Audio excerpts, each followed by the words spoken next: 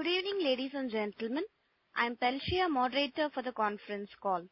Welcome to Inox Green Q3 FY24 earnings conference call.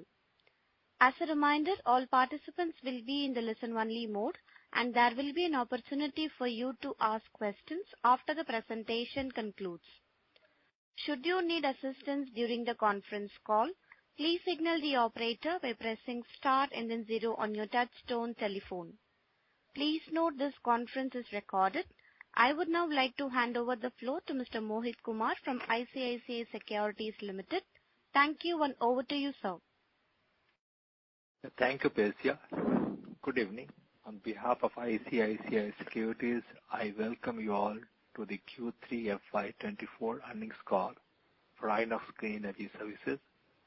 Today, we have with us Mr. Devansh Jain, Executive Director, Inox GFL Group, Mr. Kailash Tarachandani, CEO Inox Wind, Mr. S.K. Madhusudhana, CEO Inox Green Energy Services. We'll start with brief opening remarks by the management, followed by Q&A. Over to you, sir. Yeah, thanks. Good evening, everyone. A very warm welcome to all of you to the Q3 FY24 earnings call of IGSL. The company announced the Q3 results at its board meeting held on Friday 9th February. The results along with the earnings presentation are available on the stock exchanges as well as on our website. Before we move ahead, let me quickly take you through the financials for the quarter. During Q3 FY24, on consolidated basis, Inox Green has reported revenue of rupees 60.5 crore in Q3 FY24 versus rupees 58.2 crore in Q2 FY24. EBITDA of rupees 23.7 crore in Q3 FY24 versus rupees 31.4 crore in Q2 FY24. PAT of rupees 0.8 crore in Q3 FY24 versus rupees 3.4 crore in Q2 FY24. Mission to 96.84%. Q3 results were primarily impacted due to preventive and proactive maintenance activities taken up during the quarter, which is primarily a low wind season for wind turbines, to ensure high machine availability during the upcoming high wind season resulted in higher expenses compared to previous quarter. Now I will briefly provide an update on our business operations and outlook before we open the floor for Q&A. Inox Green is a stable, asset-light, long-term annuity cash generation business. Inox Green primarily operates in the business of providing long-term O&M services for wind farm projects. The company has long-term service contracts with its customers, including comprehensive contracts and common infrastructure with built-in annual escalations, resulting in very sticky revenues and stable margins. Inox Green's current O&M portfolio stands at 3.2 gigawatt. The company is committed to almost doubling its O&M portfolio from the current levels to 6 gigawatt by FY26 through both organic and inorganic means. On the operational front, we have been able to improve the availability of the turbines in our portfolio consistently and continue to improve through digital innovations and better operational practices. For Q3 FY24, our overall plant availability was 96.84%. Continuing improvement of technical performance in operations are resulting good market perceptions and an opportunity to expand our multi-brand turbine O&M fleets in the market. We continue to engage with various large IPP customers in offering O&M services of other OEM turbine assets, showcasing our technical and financial strength. We are also participating in PSU's tenders to expand our O&M portfolio. We have been working on putting our building blocks in place to able to take larger portfolio with the parent execution ramping up. The same should start flowing in our P&L with a lag of 1 to 2 quarters. We are looking ahead and have geared ourselves to be able to handle large portfolio. With balance sheet strengthened and operational efficiency improved, we are now ready for growth through both organic and inorganic opportunities. On the inorganic front, the opportunities are quite immense, with 10 gigawatt of unorganized and fragmented O&M players owning the fleet of distressed OEMs. We have taken over 51% of the majority stake in iFox and also in Resovi recently, which are leading and renowned independent O&M service providers having a very large customer base with a wide range of capabilities to offer multi-brand O&M and special services to customers. We believe that the strong sectorial tailwinds will lead to substantial increase in wind capacity addition, over 100 gigawatt of wind capacity addition in the next 8 to 10 years, leading to a massive growth from the current 45 gigawatt of installed capacity. This will be aided by the central government auctions, state auctions, retail demand, C&I segment demand for their green commitments, as well as demand rising from green hydrogen ecosystem in the medium to long term. As our parent company Inox Wind's operation and execution ramps up to execute over a gigawatt scale of orders per annum, the same will be added to our portfolio. Organically, we expect to comfortably add over 1500 megawatt to our portfolio during FY24 to FY26. Inox Wind has built up strong work order of 2.5 gigawatt, including a large 279 megawatt order from a C&I player, 50 megawatt order from Navaratna PSU, NLC India, as well as recent mega order win of 1500 megawatt from CESC, which is the single largest wind order ever awarded to an OEM in the country. It has also signed an exclusive licensing agreement for 4x megawatt series turbines, which we believe will help us address the technological requirements in the onshore wind sector over the next decade. Inox Wind's strong order book and its strong product lineup significantly strengthens the growth prospects of both the companies for this decade. During the quarter, we continued our efforts towards improving the operational and technical performance of the turbines in our portfolio. We continue to strengthen our relationship with our existing clients and are working on building new relationships. Our continuing thrust to improve operating performance leads to better power generation, benefiting the customers and our nation's growth. Improving the health of the turbines proactively bring down significant breakdown cost and efficiency improvement, showing positive results, reducing overheads and increasing productivity. We are continuing towards our digital journey with the implementation of SAP and digital and adapting best practices in supply chain and maintenance. Our ESG commitments remain strong and we continue our efforts to improve our ESG compliance. We have received independent assurance from E&Y for our FY23 sustainability report.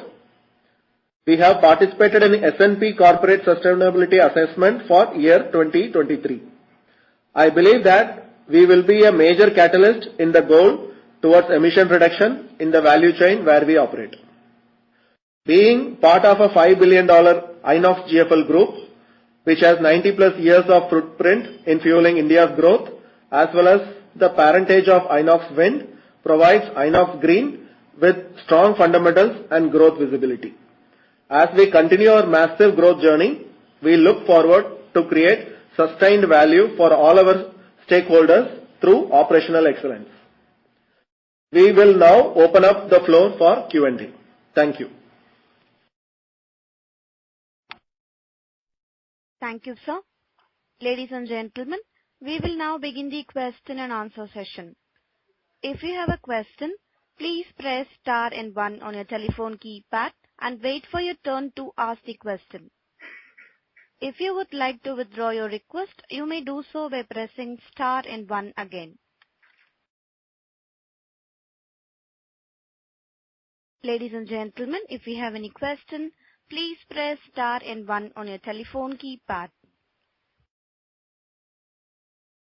We will wait for a moment while the question queue assembles.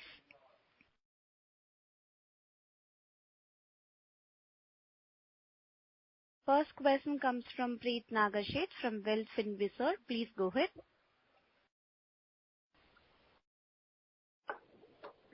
Yeah, hi. So one question I had is on the inorganic side. I think could you share any updates on the opportunities that you see on the inorganic side and any traction that you may have with such opportunity? Look, I think Matthew may add as I speak, but I think as a company we've already acquired one company, iFox, where we have a majority stake. We've recently acquired a second company, which is a small operating company, but has significant technical competence, which adds to our strength. At this point in time, we are evaluating certain other acquisition opportunities. There is a large pipeline out there which could potentially be acquired, some in NCLT, some outside NCLT. So, beyond that, it's hard to say, but I think what we can confidently say is that we had guided for 6 gigawatts by 26, and I think we are very firmly on track to achieve that or beat that, both by way of organic and inorganic means. Mathu? I think that's fine. So, given the larger opportunity that you are saying is there for Inox Wind, wouldn't you want to kind of upgrade the guidance here from 6 gigawatts to maybe more? Let's get there. I don't think the company is valued for 6 gigawatts. I don't think people believe we will get there. So let's get there. We're talking of going from 2.7 when we IPO'd a year ago to 3 years going to 6 gigawatts. So we took close to 13 years to set up 2.7, and we're saying in the next 3 years we'll be north of 6 gigawatt. I think let's get there rather than talking bigger numbers. Okay. Any update on the sale that was there, and I think it was waiting for some connection transfers and stuff like that. So, if you can share an update on that. Yes. What is this about, Anshu? Is this about Nani Virani? Yes, yes. Yeah. So I think we've already announced the sale of that asset. I think recently, as of yesterday or day before, I think we've got there are certain formalities which we need to complete in terms of transferring the connectivity, in terms of transferring the loan, etc. I think we're on track to, we're holding that asset for sale. I think over the next couple of weeks that should go off. There's nothing much to be said about that. We are fulfilling all the loan routine formalities. Gotcha. Okay, great. Thank you, and wish you guys all the best. Thank you. Thank you. Thank you. Next question comes from Ardik Shah from Brick Capital. Please go ahead. Hello. Hello. Please go ahead. Am I audible? Yeah, hi. Yes, you are. First of all, congratulations for whatever you have said and executing it with the order book and all of Inox Wind. I think 6,000 megawatts for the Inox Green is simply achievable organically. So, if you can throw some more light on inorganic potential that we can see as of now from the management side. Look, qualitatively, yes. I think given the strength of Inox Wind and the order book and the traction, certainly we can exceed that. But as I mentioned, we have guided for 6 gigawatt within 26. The larger vision remains to make this a 10 gigawatt platform at the earliest. I think that's all that we can say at this point in time. Point number one. Point number two, I think on the inorganic side, look, it's very difficult to give exact numbers, but we're evaluating certain NCLT targets. We're evaluating certain other targets which provide niche O&M services. And I think, as we move forward, we should be announcing more acquisitions. The other thing also is that the existing two opportunities which we have, iFox and Resovi, we will be using them as well to further grow, and these guys are growing. Mathu? So in terms of iFox itself, it's one of the top 3 ISP players in the Indian market, and they have more than 100 customers, and they are getting rapid growth opportunities by themselves as well as putting our group's potential. Second, in terms of inorganic acquisition, we are in a very advanced discussion with several opportunities. So hope we will announce soon good news to the market. Okay, and apart from iFox, the second acquisition that we did, what is the capacity that we are going to serve there? Look, it's a very small niche engineering company with engineering talent. There doesn't have much operational capacity. So basically, just to clarify, our industry has around more than 30 OEMs gone bust, right? So these 2 players have potential to cater to as many wider range of O&M services and capabilities and experiences, right? And with the supply chain experience and support. So along with our group potential, so we can give any level of range of services to any customer. So that is the benefit of that company. Yeah. Okay. And just one small thing, can you just quantify this proactive maintenance activities that we did during this Q3? What would be the higher cost compared to the normalized earnings that we should estimate? There's no higher cost. Let's be very clear about that.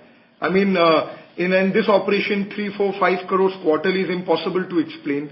If you look at the 9-month EBITDA, that's roughly 50%. And if you look at the 9-month FY23, it was 74, right? So there's organic growth which is continuously happening on this number. Quarterly, you could have some quarter 5 crore more, 5 crore less. There's no change in operation, or this is not an exceptional item. It's more timing. You won't do preventive maintenance in the high wind season. You'll do preventive maintenance in the low wind season so that your uptime is the highest in the high wind season. Okay. These are normal operation practices. Okay. And one last question. Once we achieve a significant free cash flow, what is the board and what is the management thinking to do with the free cash flow that we will achieve in times to come? I think let's get there. And as we said earlier, we have multiple listed companies in the group. We have dividend policies in place. It's an ESG play, this company. So there will be a dividend policy. I'm sure the board, in its wisdom, will approve a dividend policy at the right time. And that's what we will be doing with the free cash flows, barring keeping some cash always on the balance sheet for strategic opportunities which may come along the way. Okay. Thank you and all the best, Devansh and team. Thank you. Thank you. Thank you. Next question comes from Khan Garg from Garg Advisors. Please go ahead. Yeah, hi sir. So I have just 2 questions. My first question is, in case of any natural calamity, right? I mean, who bears the risk of repairing the wind turbine? I mean, is it with us? I mean, just want to understand how the contract is. That is my first question. Okay. So to answer the first question, basically, all the assets are under insurance covered, right? So any natural calamity, obviously, the asset owner will have that IIR policy. The customer will bear it under their policy. We as a service provider, we have a mission breakdown policy which caters the equipment level. Thank you. So just to reiterate, we take no responsibility for any force majeure or acts of God or natural calamity. That's at the end of the asset owner. Okay. So then my second question is, so let's say I think we say that the typical life of a contract is 15 to 20 years, right? And I think we have been in operation, like you said, from last 13 to 14 years.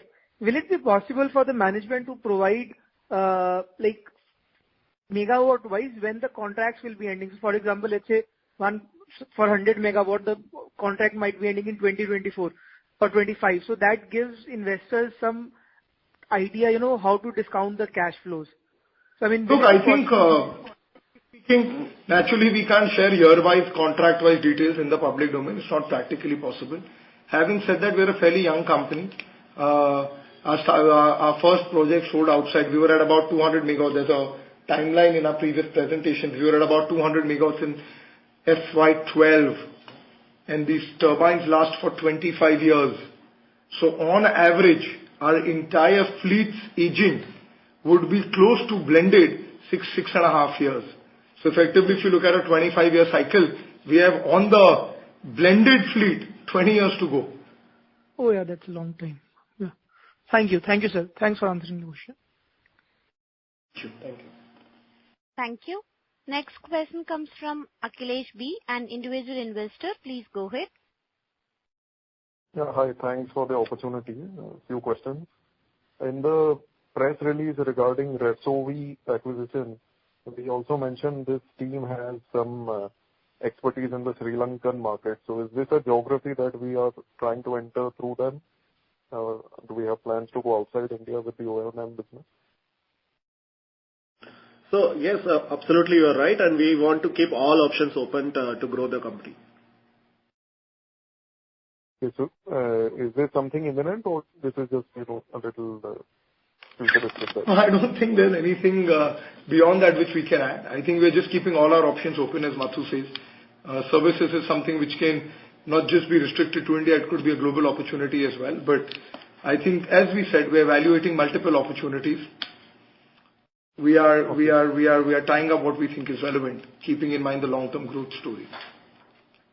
Okay. And sir, one question on how our billing is done. If I remember right, you mentioned that for each megawatt, the O&M revenue we get is around 8 to 10 lakhs a year. So is this generally spread equally across quarters, or how does that work? So billing is evenly spread across the quarters, apart from any breakdown, maintenance or breakdown thing which we have done. Otherwise, it is evenly spread across the quarters.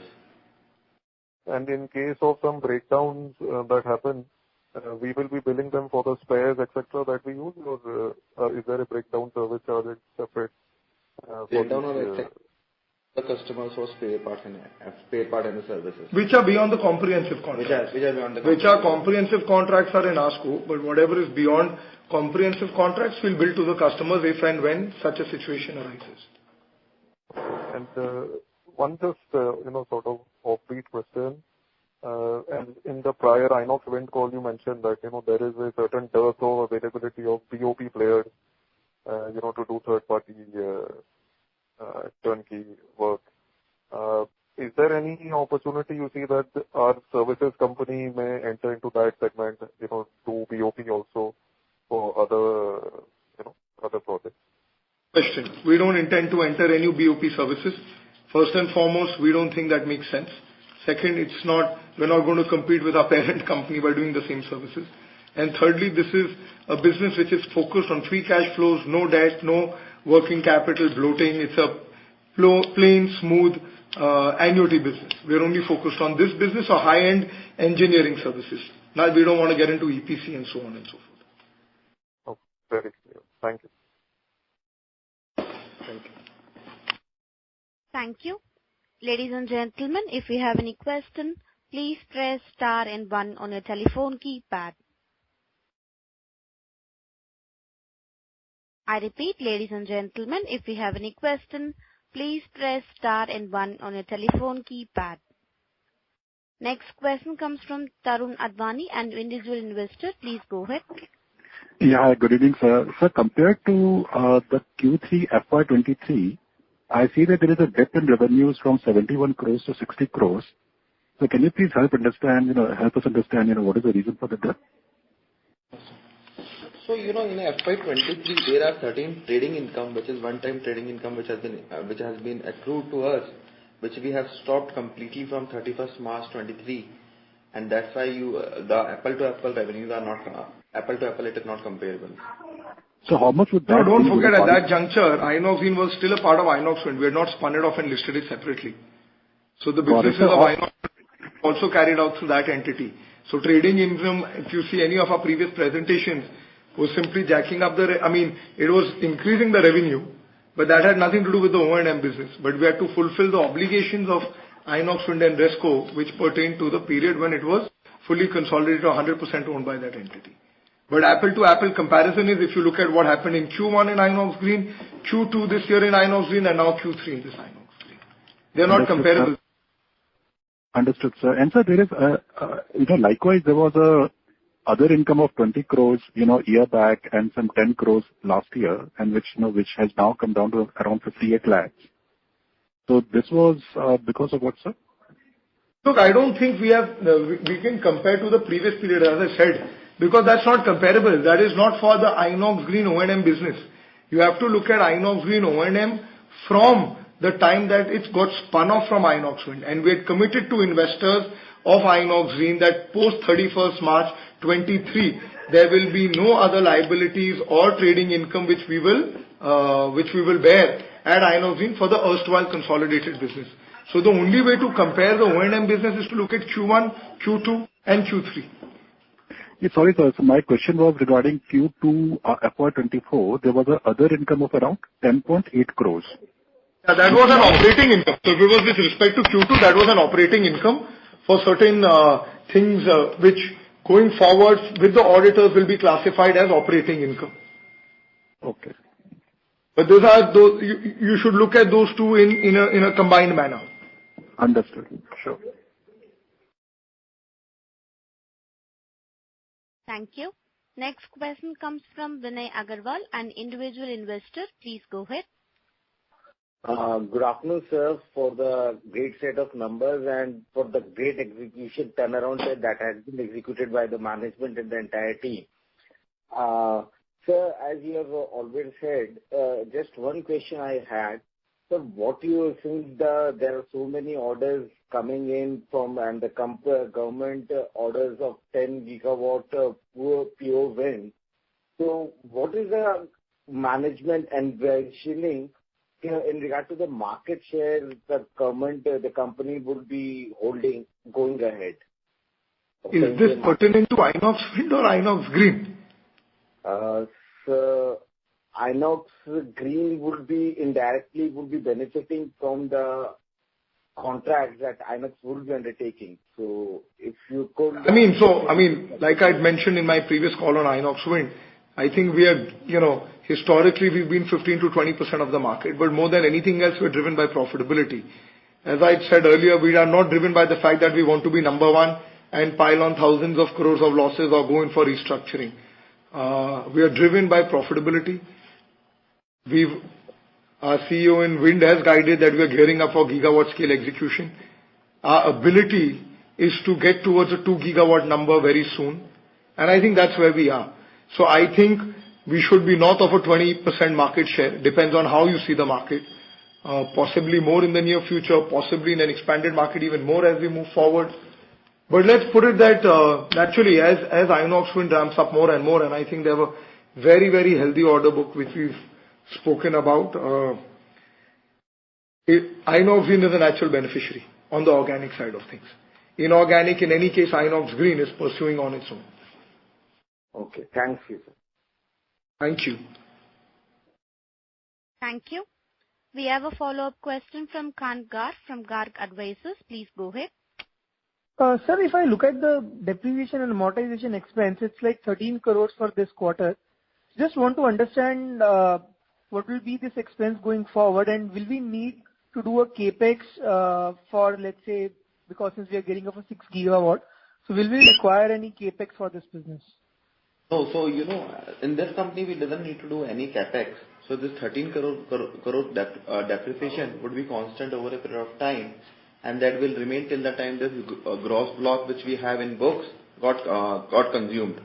After we are not doing any capex in this company, whatever the capex we require for development of the transmission line, etc., we are doing in the company called Resco Global, which is a subsidiary of Inox Wind Limited.